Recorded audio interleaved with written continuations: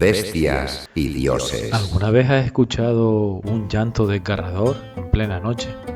¿Una voz triste y distante que se lamenta por sus hijos? Si vives en América Latina, seguramente conoces la leyenda de La Llorona, el espectro de una mujer que llora en busca de sus hijos, aterrorizando a todo el que se cruce en su camino. Pero ¿cuánto de esta historia es solo un mito y cuánto podría ser realidad?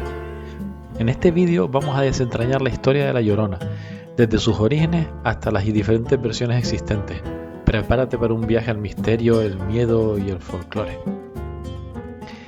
La historia de La Llorona y sus inicios se remontan a la época precolombina, donde se la relacionaba con los mitos de diosas conectadas con la vida sexual o los ríos. Esto dio origen no solo a La Llorona misma, sino también a otros fantasmas femeninos que castigaban a los hombres, como la ciguanaba, la cegua o la sucia. Uno de los antecedentes prehispánicos más conocidos de la leyenda de La Llorona es el que la identifica con la diosa mexica Cihuacóatl, que era diosa de la tierra, de los partos, guerrera y madre. Cihuacóatl era también la patrona de las cihuateteo, espíritus de mujeres muertas durante el parto. A una de estas cihuateteo se le podía escuchar por las noches, lanzando grandes lamentos por la muerte de su hijo y la suya propia. La llamaban Chocacíhuatl, del náhuatl choca, llorar, y cíhuatl, mujer. Era la primera de todas las madres que murió al dar a luz.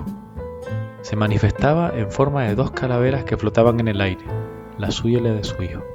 Si algún mortal la veía, era señal de infortunio o incluso de muerte. Esta entidad fue una de las más temidas del mundo náhuatl antes de la llegada de los españoles. La leyenda en sí de La Llorona se empieza a encontrar documentada en 1550, en la obra de Fray Bernardino de Sahagún, en su Historia General de las Cosas de Nueva España.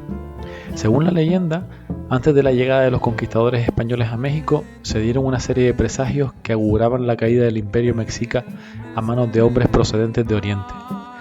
Uno de estos presagios fue la aparición de la diosa Cihuacóatl, que ya hemos mencionado, en la forma de una mujer de cabellos negros vestida con un traje blanco que se materializaba sobre las aguas del lago Texcoco, llorando y gritando: ¡ay, mis hijos! ¿Dónde los llevaré para que escapen de tan funesto destino? Después de la conquista de México, en la época colonial, los habitantes de Ciudad de México reportaban la aparición del fantasma de una mujer vestida de blanco que recorría las calles lanzando tristes alaridos, pasando por la Plaza Mayor, donde miraba hacia el oriente, y desplazándose hasta el lago Texcoco, donde desaparecía en las sombras. En Centroamérica, en la mitología de los pueblos Bribri y Cabecar, entre Costa Rica y Panamá, había unos espíritus, los Itzo, término que significa tanto llorona como tulevieja. Estos espíritus son seres con aspecto de mujer y cuerpo de ave, que lanzan gritos lastimeros cuando un niño está a punto de morir o se pierden por alejarse demasiado de sus padres. En los siglos siguientes, la leyenda de La Llorona sufrió algunas transformaciones. Debido al temor a la herejía cristiana, no se le podía identificar directamente con las diosas prehispánicas, por lo que su descripción y las características de la leyenda fueron cambiando, aunque conservó su esencia indígena: la vestimenta blanca, el cabello largo y negro, el grito desgarrador de ¡ay, mis hijos! Y su relación con el agua. Incluso influyó en la vida de los colonos españoles afincados en el Valle de México, quienes llegaron a establecer un toque de queda a las 11 de la noche, porque pasada esa hora se empezaban a escuchar los gemidos aterradores de este espectro femenino. En versiones de México y Centroamérica, es común que los relatos de origen de La Llorona mencionen su etnia, su situación económica, su nombre y lo mismo de su esposo. Generalmente el relato se sitúa inmediatamente después de la conquista española. La mujer puede ser una indígena, una mestiza o una española, amante de un conquistador español o un señor de alta alcurnia. En México, por ejemplo, existe la versión de una indígena llamada Luisa, que se enamora de Don Nuño de Montes Claros, que la abandona por otra, y ella en venganza apuñala o ahoga, según quien lo cuente, a los 3 hijos que tuvieron. La mujer es quemada o colgada y se convierte en La Llorona, que vaga por las calles de la Ciudad de México llorando su tragedia. En Venezuela, la leyenda está relacionada con los llanos venezolanos. Una mujer muy joven se enamora de un soldado, que la abandona al embarazarla. Ella, que no sabe cómo criar un bebé, desesperada por su llanto, lo mata con sus propias manos. Arrepentida, no para de llorar, llamando la atención de los vecinos y familiares, que la maldicen. Ella huye hacia el llano y se convierte en un espanto que roba niños que están solos, ya sea en sus casas o en las orillas de ríos o quebradas.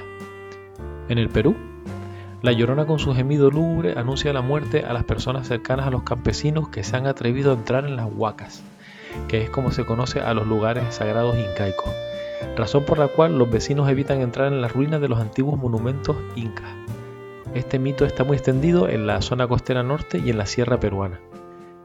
Desde el punto de vista literal, el mito de la Llorona es una advertencia contra las relaciones sexuales antes del matrimonio, contra el embarazo no deseado y contra el aborto. Advierte también a la mujer que, si renuncia a su función maternal, será castigada terriblemente y para toda la eternidad. La Llorona asusta a las jóvenes que han cometido actos de los cuales su familia no estaría orgullosa. Todo esto refleja el comportamiento que la sociedad masculina de la época colonial exigía a la mujer, y más aún a las mujeres indígenas. Desviarse de su tarea sociocultural solamente podía significar la locura, la muerte y la pena. La Llorona es un espíritu errante y sufriente por haber cometido el pecado más grave de una madre, matar a su hijo. En el caso de la población masculina, la Llorona también espanta a los hombres que deambulan por la noche, especialmente a los que andan en actividades censurables, como el alcoholismo y la infidelidad. La Llorona controla y reprime las actividades masculinas consideradas moralmente reprobables. Se dice que se subía a los caballos de los trasnochadores y los mataba abrazándolos, o los enloquecía, al cambiar repentinamente su rostro angelical por el de una mortal calavera. Incluso las madres castigan y asustan a sus hijos, diciéndoles que si las desobedecen, la Llorona vendrá a buscarlos y asustarlos por las noches, cumpliendo un rol de asustador de niños similar al del Coco. La Llorona cumple la función de guardián aterrador que avisa del peligro, disuade al despistado y aleja al niño de ahogarse en la poza, el lago o el río. La Llorona ha dejado una huella profunda en la cultura popular, especialmente en el cine, los videojuegos y la literatura. En el cine, la Llorona ha sido explorada en numerosas películas de terror, especialmente producciones mexicanas y de habla hispana. Un ejemplo reciente es La Maldición de la Llorona, de 2019, en la cual el espíritu de la Llorona ataca a una familia en Los Ángeles. A través de esta historia se actualiza la leyenda para el público contemporáneo y se difunde a nivel global. En México, la película La Llorona, de 1933, de Ramón Peón, es una de las primeras adaptaciones cinematográficas y presenta una versión más fiel al folclore original. Los videojuegos también han adoptado a la Llorona como un personaje temible. En Guacamelee, un juego inspirado en la cultura mexicana, los jugadores encuentran personajes y referencias a la leyenda que enriquecen la ambientación y ofrecen un homenaje a esta figura del folclore. Además, en juegos de terror como Phasmophobia, la Llorona aparece como inspiración para algunos de los fantasmas que aparecen en él. En la música, La Llorona es una canción popular mexicana originaria del estado de Oaxaca. Como la leyenda, esta canción se caracteriza por contar con múltiples versiones, de forma que su letra varía de intérprete a intérprete y de región a región. Diversos artistas y grupos musicales han realizado interpretaciones de esta canción, entre los que podemos contar a Chabela Vargas, Joan Baez, Lila Downs o Natalia Lafourcade. La canción también ha formado parte de la banda sonora de películas como Frida, donde es interpretada por Chabela Vargas y Lila Downs, y Coco, con las voces de Angélica Vale y Marco Antonio Solís en su versión en español.